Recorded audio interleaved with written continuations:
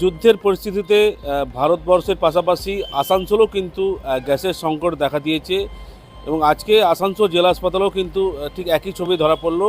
আসানসোল জেলা হাসপাতালের যে রান্নাঘর অর্থাৎ যে কিচেন রয়েছে সেখানেও কিন্তু গ্যাসের সংকট দেখা দিয়েছে। আসানসোল জেলা হাসপাতালে মোট 750 কিন্তু রোগীর প্রতিদিন কিন্তু রান্না হয় এবং গ্যাসের যে যোগান সেই যোগান তারা পাচ্ছেন না এবং যার কারণে কিন্তু সমস্যা হচ্ছে। রান্নাঘরের দায়িত্বপ্রাপ্ত যারা ঠিকা সংস্থার যারা কর্ণধার রয়েছেন তারা যারা জানাচ্ছেন যে যুদ্ধের পরিস্থিতির কারণে যেভাবে গ্যাসের সংকট দেখা দিয়েছে এবং যেভাবে গ্যাসের যোগান কমে যাচ্ছে সেক্ষেত্রে আগামী দিনে ক্যান্টিন কীভাবে চালাবেন সেই নিয়েও কিন্তু একটা চিন্তিত রয়েছেন।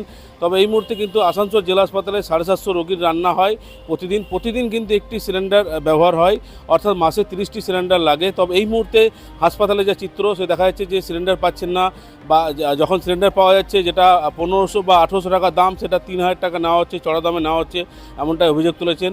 অর্থাৎ হাসপাতালের দায়িত্বপ্রাপ্ত ক্যান্টিনের যারা কর্ণধার রয়েছেন তারা চাইছেন যাতে এই মুহূর্তে যাতে গ্যাসের যে সংকট সেই সংকট যাতে মেটানো হোক এবং রোগীদের যে প্রতিদিনের রান্না সেই রান্না যাতে কোনো সমস্যা না হয় আর তারা কিন্তু চেষ্টা চালাচ্ছেন। তবে কতদিন চলবে সে নিয়ে কিন্তু একটা প্রশ্ন অবশ্যই রয়েছে। গ্যাসের সমস্যা তো অনেক প্রবলেম আছে, গ্যাসের জন্যে তো আমাদের কাজ হচ্ছে না। তারপরে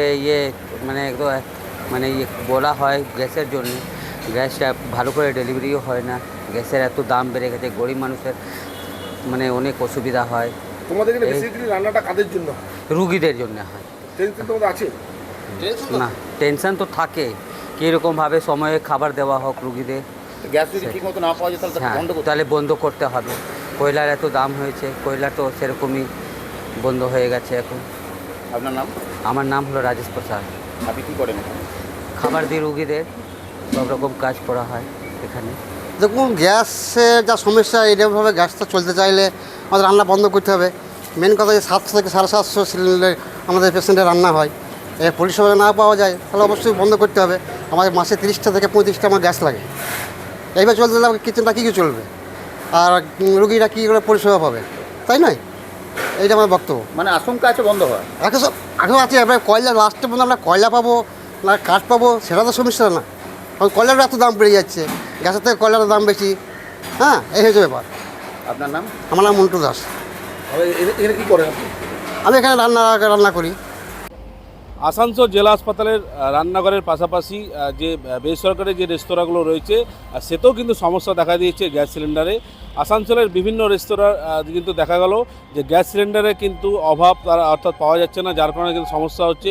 ইতিমধ্যেই বেশ কিছু যে রেস্তোরাঁর মালিক তারা জানাচ্ছেন যে পর্যাপ্ত পরিমাণে গ্যাস সিলিন্ডার পাওয়া যাচ্ছে না এবং যেটুকু মজুদ রয়েছে সেইটুকু মজুদে কিন্তু তারা কোনো রকমে তারাই চালাচ্ছেন এবং কীভাবে চলবে সেটা কিন্তু এখনও তারা জানতে পারছেন না। তবে গ্যাসের বুকিং যে কীভাবে করবেন, যে বুকিং হচ্ছে না বা বুকিংয়ের ক্ষেত্রেও কিন্তু দেখা যাচ্ছে চড়া দামে কিন্তু গ্যাস পাওয়া যাচ্ছে এবং যার কারণে তারা বিকল্প কোনো জ্বালানির ব্যবস্থা ভাবছে কিনা সেটা নিয়ে কিন্তু একটা চিন্তিত রয়েছেন। তবে এই মুহূর্তে আসানসোলের বিভিন্ন রেস্তোরাঁ বা রানীগঞ্জ বিভিন্ন জায়গায় যে রেস্তোরাঁগুলো রয়েছে তারা যারা জানাচ্ছেন গ্যাস যদি না পাওয়া যায় আমাদের তো হাতে কিছু নেই, আর এখানে তো কয়লা বা অন্য কিছু ইউজ করার মতো আমাদের ব্যবস্থাও নেই।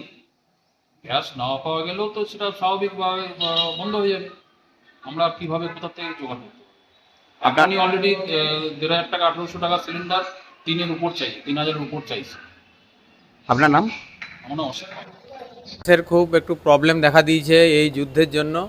তো আমাদের এখন যেটা আমাদের 3টে সিলিন্ডার আছে, তো এখন আমরা 2টো সিলিন্ডারে চালাচ্ছি, একটা খালি হয়ে গেছে আর একটাও জলদি খালি হয়ে যাবে। কিন্তু যেখানে গ্যাস আমরা নিই সেখান থেকে এখন গ্যাস ডেলিভার করতে পারছে না, ওনারা বলছেন যে গ্যাসের খুব প্রবলেম হচ্ছে আর গ্যাস আসছে না বাইরে থেকে।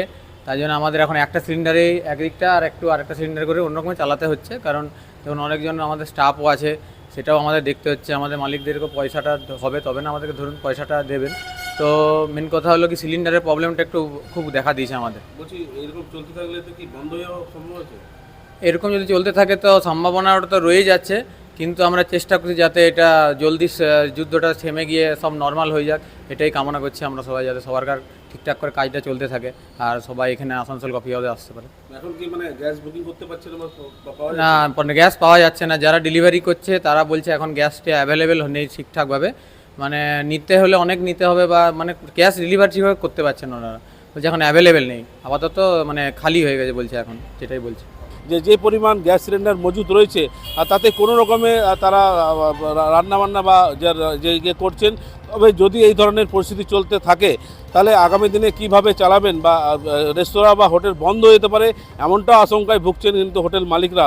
তবে এই মুহূর্তে আসানসোলের বিভিন্ন রেস্তোরাঁ ঘুরে দেখলাম, সেখানেও দেখা যাচ্ছে যে সিলিন্ডার যাদের 3টি সিলিন্ডার বা 4টি সিলিন্ডার রয়েছে তাকে দেখা যাচ্ছে 3টি সিলিন্ডার খালি, 1টি সিলিন্ডার কিন্তু রয়েছে এবং তাতে কোনো রকমে তারা কাজ চালাচ্ছেন। অন্যদিকে কিভাবে গ্যাস সিলিন্ডার পাবে বা যুদ্ধের পরিস্থিতি কখন ঠিক হবে বা পরবর্তীকালে গ্যাস কিভাবে স্বাভাবিক হবে সেই নিয়ে কিন্তু তারা আশাবাদী রয়েছেন। তবে এই মুহূর্তে কিন্তু একেবারেই আসানসোলের চিত্রটা বলতে পারি যে আসানসোলে কিন্তু গ্যাস সংকটে ভুগছেন এবং এই গ্যাস সংকট থেকে কখন মুক্তি পাবেন আর সেই অপেক্ষায় রয়েছেন আসানসোলের বিভিন্ন রেস্তোরাঁর মালিকরা। আসানসোল থেকে ছোটন সেনগুপ্ত, আর প্লাস নিউজ।